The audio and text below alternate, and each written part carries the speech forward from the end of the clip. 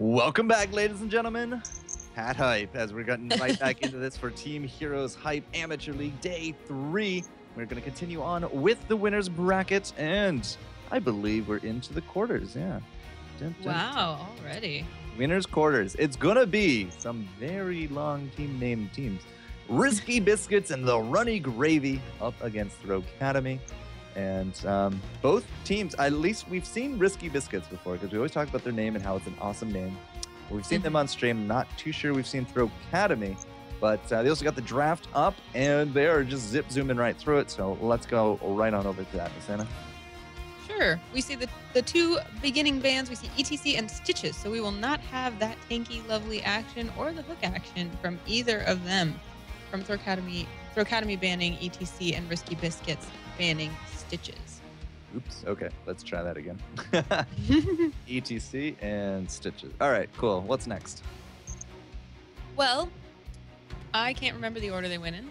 So we started with ETC, so let's go with that. Okay. We also see a Rhaegar pick coming out from Throwcademy, as well as a Vala. Well, it's so they get it first, and then you got to actually jump over to the other side for the pick order. So it was Uther and Nazeebo. This is Garden of Terror, by the way, so we finally do get to see a little bit of a new map.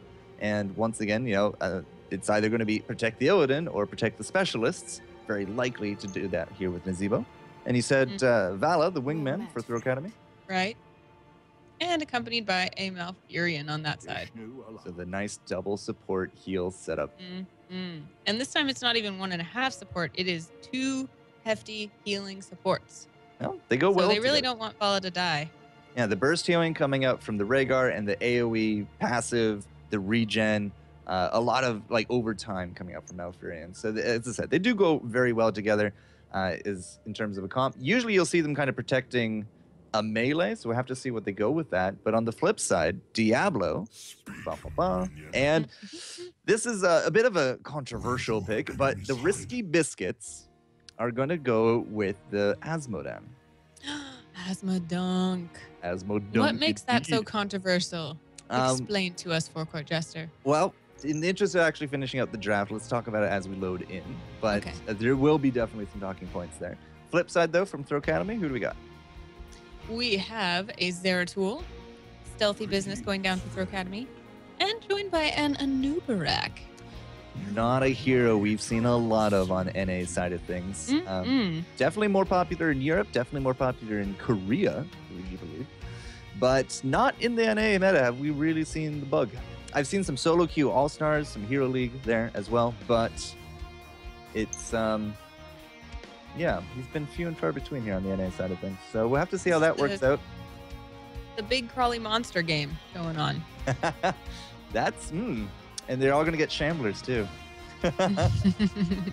If you do have to run with an Anubarak, though, having a double support backline is for sure going to be doing you some wonders. So maybe these guys have practiced this. We'll see.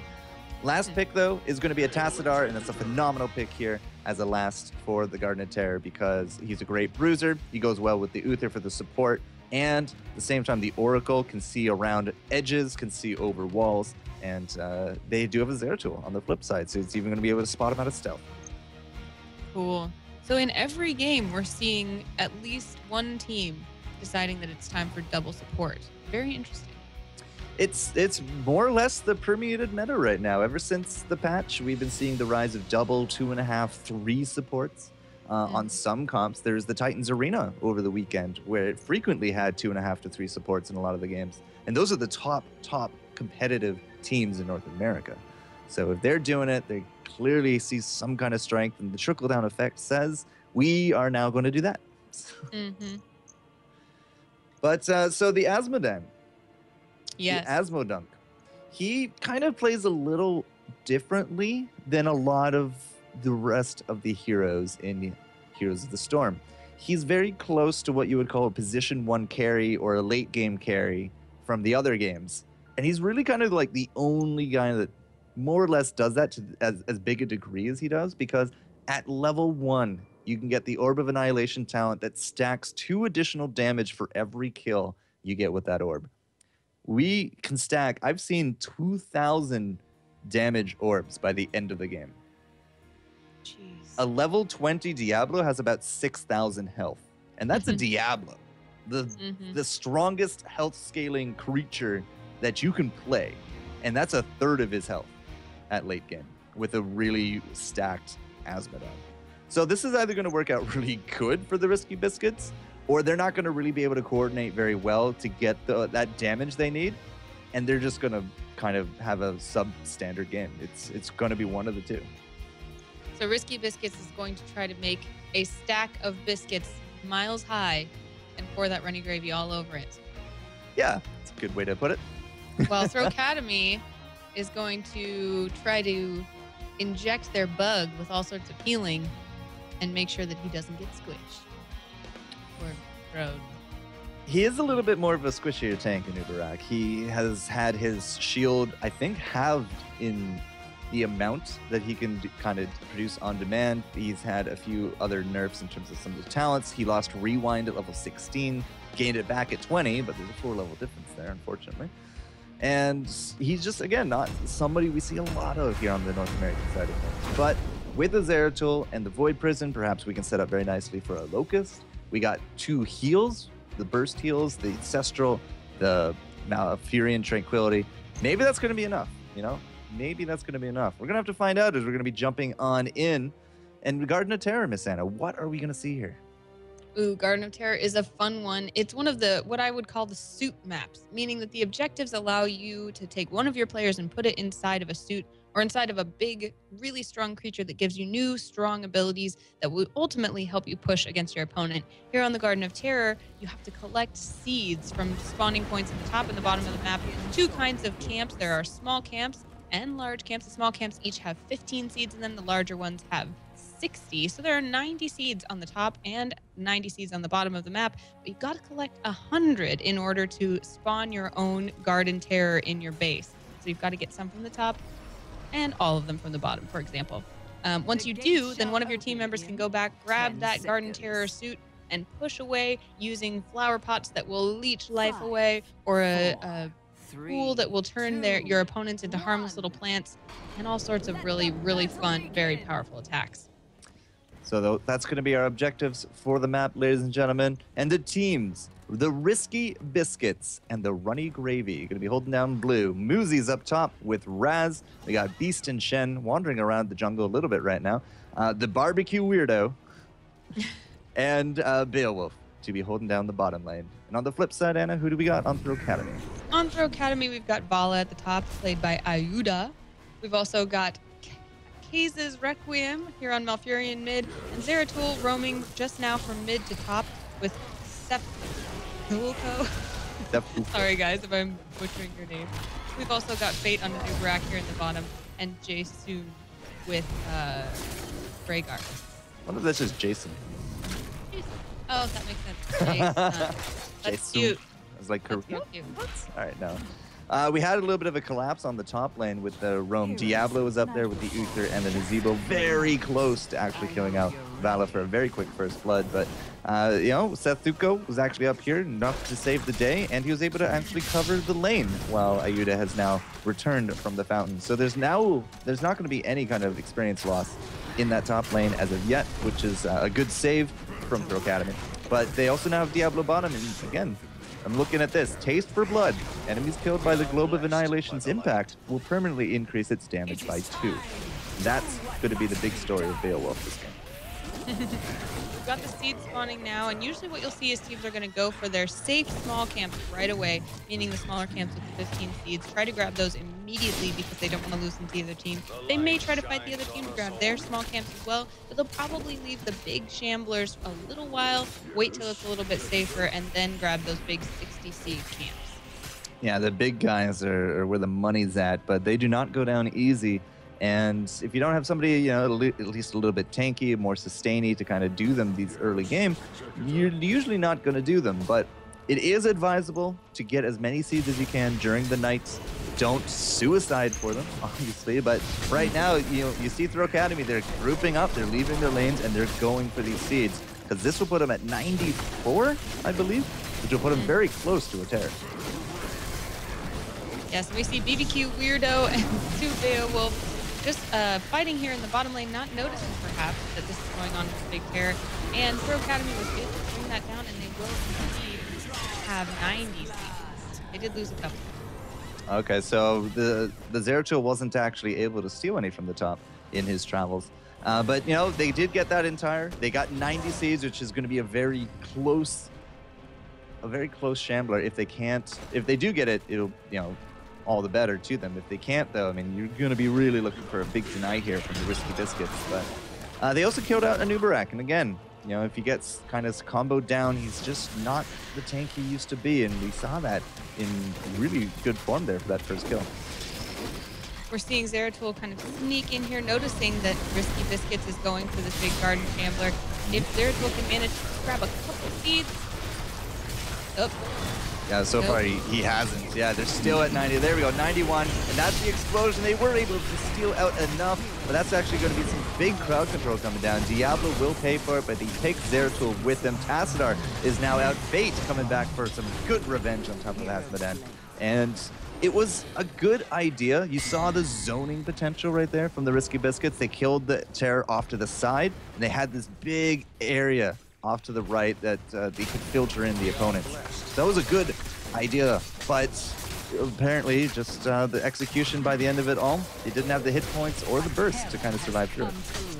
We're also seeing some really good rhythm from Throwcademy over here, saying, okay, we're going to fall back, we're going to take our mercenaries, we're going to make sure we're taking advantage of every single advantage that's available to us on the map at any given time. We're going to let our Garden Terror just kind of push in mid while we take some other advantages.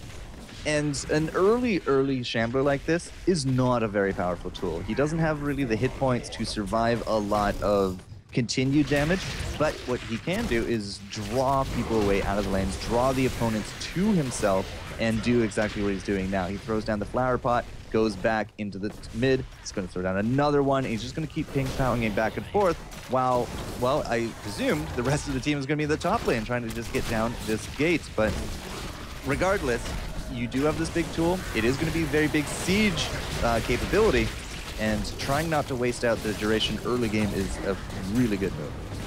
And we're also seeing Throwcademy be very conscious of the fact that they can afford to have people in every lane and soak experience. So they didn't lose anything by focusing with their terror. They made sure that they went and got their mercenaries, they got back in lanes, they pushed a little bit with their terror, but they didn't lose out on anything that was important. And now we see them in a level lead and having knocked down this mid gate. Very close to actually an entire level between the teams. And I mean, they did get a few towers, they did get the mid gate as well. I would have liked to see them actually bunch up and take down the entire top, perhaps even start pushing the forts, because they would have that might between them, because there's almost nobody up there to stop them, right? You do have to more or less follow where the terror is going to try to mitigate your losses, but either way, they did come out ahead. They do now have their heroics here as well. So in terms of a team fight potential, they're for sure gonna be contesting this group. They do seem to be very conscious of protecting their teammates. They did have 2 people there for when the Garden Tower finally went down, so that we didn't see any deaths or any potential deaths there. So maybe that was their motivation for not being in the top lane, who knows?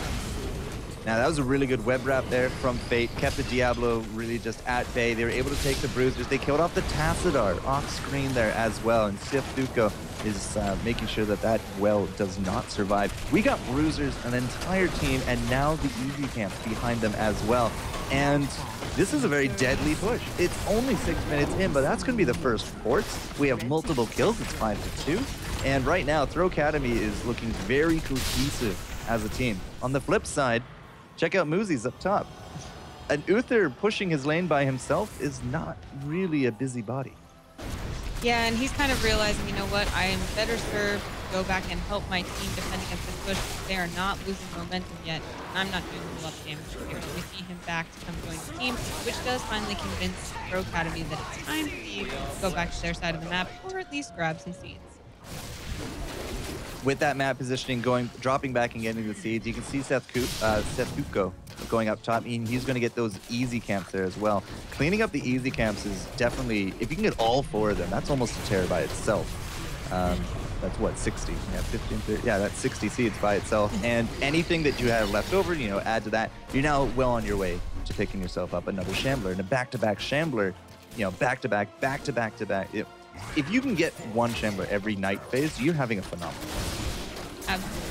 And stealing those small camps is something that's fairly quick to do. And if you can take your opponent's small camps, like you said, 30 seeds is nothing to sneer at, even though it's something that's fairly easy to take. So being in that position like Throwcademy was and making the decision right at that moment to pull back from the push was very timely. They're playing very well to the objectives of this map. You can already see, I mean, they took all the smalls, they took the top, they are going to have a second tear. They fall back immediately and go for the mercs. And that's, again, just really good game sense, because when you summon and spawn a Shambler, all the mercenaries are going to disappear off the map. So getting these before you start piloting out a tear is a really good way to start, again, adding pressure to other parts of the map. So you can go for a Shambler in one lane, mercs can start pushing another, your team could possibly even be pushing a third. And we're seeing a lot of that, like you put it last time we cast it together, that expand and contract, that kind of cyclical rhythm of the game where the Throwcademy is knowing when to be all together and then when to say, okay, now take a breath, go back out to the lane, push a little here, poke a little there. Now let's get all back together. And right now, they're coming all back together as they have a garden pair and running toward that bottom lane where they know they've already done some damage, but they do have an opposing garden pair pushing against their base. They do not want to lose any walls because they are selfish and like to keep them all for themselves. Who doesn't like keeping their walls to himself? I mean, honestly, I love my walls. They keep me very private. I can hang things on them, and you can do a lot with walls, man. They keep marauding monsters out. Yep. You know. Exactly. So the collapse there on top of the Terror has really brought Barbecue Weirdo down low, but he's continuing to push, which is good. It is, I believe, Diablo in there as well, so it's not like he's going to go down very quickly. Unfortunately, it does look like his team is just going to sack him here, and he will become that martyr that I guess he always wanted to be. They're instead going to be pushing out the bottom lane before them, so they lose out the Diablo. He's back up in 5 seconds. Not the worst of trades, and a little bit of experience between them. But the fort did go down, so mission accomplished from the Risky Biscuits, but now they are very much forced on defense. Yeah, and we're seeing kind of the opposite of what we saw last time with the plant terror, where Throwcademy made the choice to support their plant terror and make sure that the person inside didn't die, where Risky Biscuits said, you know what, Diablo's just going to respawn anyway, we're going to take every moment that we have to push, and they didn't manage to wipe out everything in this bottom lane. They still got a tower sputtering away down there, but they did do a lot of damage. So do you think that was the right choice, letting Diablo die? Well, he could have left if he wanted. So, I mean, it was clearly an intended operation, and I think it went down exactly as it was meant to be. So we had a dunk start off this fight. We got that straight going. Here comes the Apocalypse. Only really seems to hit the Malfrain. Actually, I do think it hit Seth and Fate. They're off to the side of things, but by the end of it all, that was a web wrap. I believe Nazebo actually just had his Ravenous canceled out of that. So Anubarak with that web wrap taking people out of these fights. And by the end of it all, nobody's actually going down. We just don't have the burst from either side. There's just too much crowd control. It looks like they're just going to bounce off each other, and probably just, you're going to see the Risky Biscuits clear out the top. Yeah, and Throwcademy deciding, okay, we don't want to be this low. We're going to defensively kind of back, make sure we're healthy, and then come back out onto the map. Vala saying, okay, I'm going to take advantage of these siege as soon as you come help me, because I'm a little squishy all by myself. Did she take Vampiric? No, she didn't. She just, okay, she's getting healed by the Malfurion. Because they have Vampiric Assault on Vala. Like, you can easily take mercs. You can be half health and probably still take mercs, no problem. But the seeds are up as well. So they got their health right in time here for the seed. And Barbecue Weirdo is not nearly a Zeratul, and he is not going to have that mobility to deal with all 5 of these opponents. He does drop. That is a big mistake, I think, from Risky Biscuits, because he doesn't have his res timer up. He used it with the Terror, and now they're down a kill, and all those top seeds are going to go immediately over to Throwcademy. But it looks like Risky Biscuits is also going to get their own terror, because they're down here hitting this this Shambler in the bottom. So we're going to see 2 almost simultaneous garden terrors. So when that happens, generally what happens is we're going to see one terror might be playing defense, one might be playing offense, or we might see a terror pushing top and a terror pushing bottom. What do you think we're going to see this time? Oh, well, they're probably going to bounce off each other, but I'm looking at this collapse on top of Azmodan. He's in that web wrap. We got pings going down. He's getting collapsed upon, and Beowulf is not going to be getting out of it. Absolutely not. It's a really good tool coming out from Fate. I really kind of see these synergies now. The Silence, the Twilight Dream from Kaze's Requiem is going to take home the 3rd straight kill on top of Diablo, as he does now drop. And In terms of those terrors, we kind of got to delay a little bit now. We got 30-second death timers on Diablo and Azmodan, which means somebody else has to go into this terror for Risky Biscuits. And traditionally, you do want to put it on a melee or a frontliner like Diablo or Zeratul.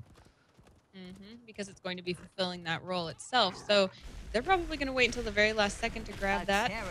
And it looks like who's going to jump in it? Easton. So the Tassadar? I'm double checking. Yeah. Yes, Tassadar is inside there. So we're 2 levels behind from Risky Biscuits. They just lost out that team fight, but they do have to use this terror. They don't have any kind of big map positioning, and they can't really move out with it, so it's going to be here on defense. Who can actually take down the terror quicker? Will it be red? Will it be blue? We do got, of course, the dunks coming in from Beowulf from behind, and it looks like Fate, with the help of that keep tower and a lot of focus fire, is actually now going to be on the retreat. So they had, Runny Biscuits had to use the terror to defend the terror, but they're going to come out, really nice at the end of this. Did you say Runny Biscuits? Because I like that mental image as well. the Risky Biscuits. Dang it. Yeah, no, but I really like Runny Biscuits.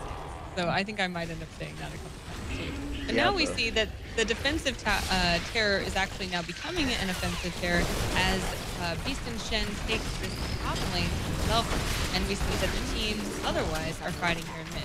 Yeah, I don't know why he left. I was about to praise the Risky Biscuits for their great defense, and then they threw it all away. Diablo gets caught. We have the terror not defending. This could actually be game if he doesn't come back, and he's still stuck in a terror for another 20 seconds. It's really going to come down to the Risky Biscuits to defend here. I just don't think they have it. The silence, the wombo, they got 2 kills. Somebody's out from, somebody's out marauding the town. I really do think we could have actually had a good case here for pushing in, especially with the double healer, but it looks like, is that a manor mule? Can you manor mule in here? Wow. You totally can. It doesn't do anything. It just sits there and dies, but... wow, that's psychological domination. When you're behind and you can defend a terror with a terror, I mean, you'll cancel out any kind of big objectives that your opposing team can take, but they just threw it away and they lost the keep, so... I don't support that. I wonder if the think was trying to distract, trying to get Throwcademy to go back and defend. But once they saw that that wasn't working, I would think the Risky Biscuits would try something else. Although the terror does move really slow, and if they committed to that, maybe he couldn't come back in time anyway. And it did end up working out that they were able to defend their core, so they did not lose there. Throwcademy did retreat, so maybe they're thinking as well, at least we did some damage, we didn't lose our core. I don't know, we'll see.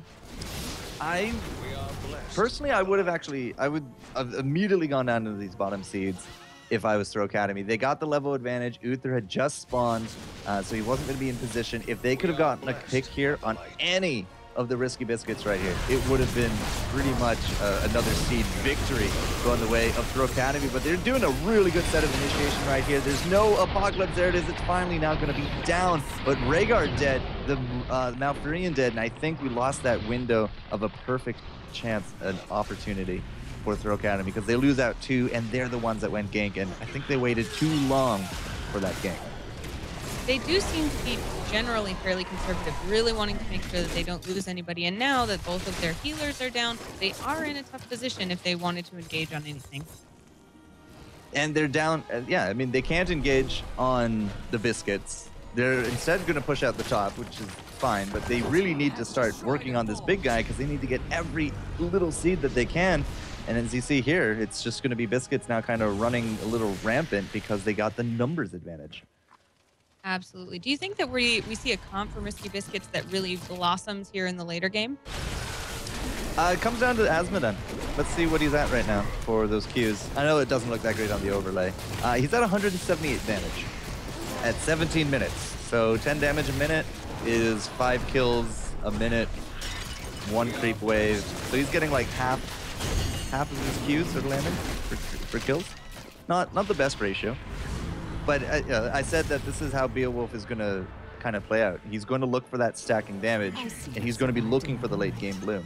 We might have already hit that here for the Biscuits. Yeah, we're seeing Throwcademy be so dismayed as they are 9 seeds short from getting a Garden Terror of their own. and their opponents, the Risky Biscuits, are having one grow right now. They will not be able to gather more seeds until nighttime, so they know that they've got to defend against the Guarded Terror, and they do not have one of their own to do that for them.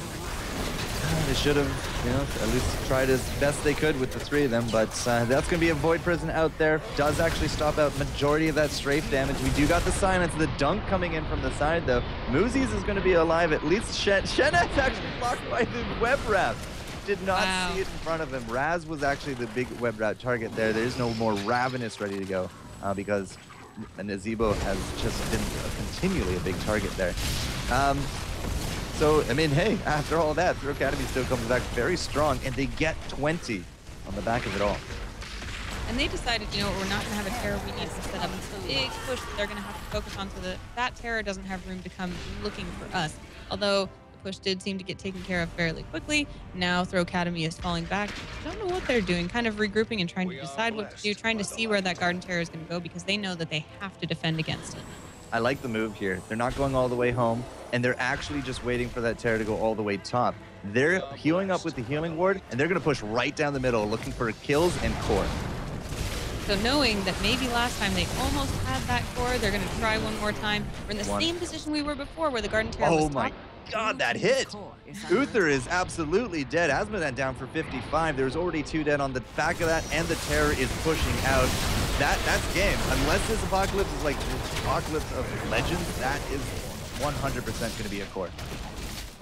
Very smart play. Instead of being tempted to go defend against that Garden Terror, again saying, nope, our base can stand up to it. We're going to just base race. The Garden Terror is on their base. Throwcademy's base is, or their core is going down, but not as fast as it's going to go down to the entire 5-man team here for Risky Biscuits. Now, Beast and Shen, he's getting a kill there on top of the Zeratul, but I'm not too sure he's really going to make too much more of a difference out of that. We got no Zeratul delay. The Terror on the flip side, again, they needed it on the defense, and that's twice we saw that from Risky Biscuits, where they went more offensive with it than they really should have. Either way, some fantastic games coming out tonight. Risky Biscuits and Throwcademy. It will be Throwcademy moving on. Very, very cool game and some really inspiring decision-making from Throwcademy there. Really fun to watch them kind of really sit back and evaluate each of their choices and say which one is going to be most beneficial to us, even though we're going to lose something on the heels of it, making sure that they always came out with more of a benefit than a cost. Your webcam is just absolutely giving me the choicest of choice freeze frames today. It's you. That was perfect. I don't know why you changed it.